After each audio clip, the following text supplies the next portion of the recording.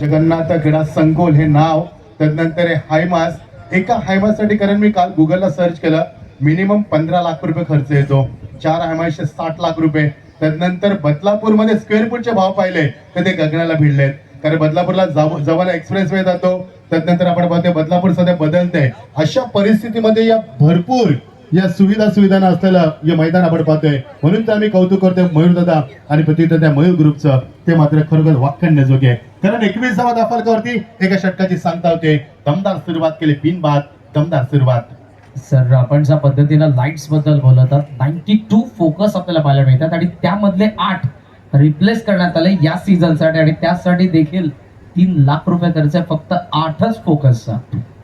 म्हणजे या स्पर्धेसाठी किती खर्च केला जातो हे आपण गेस करू शकतो. जे प्रेक्षक आहेत त्यांना देखील हा प्रश्न पडला असेल.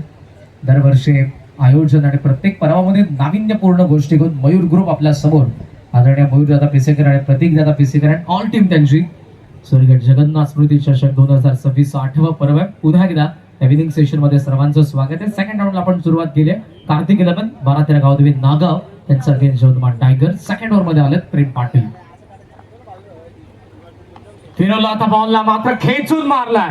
स्क्वॉडला ग्रेट झनला क्लिअर करतोय. 1 बाउन्स ओव्हर फिरो 4 रन्स. 7 चेंडूमध्ये करण 7 चौकार.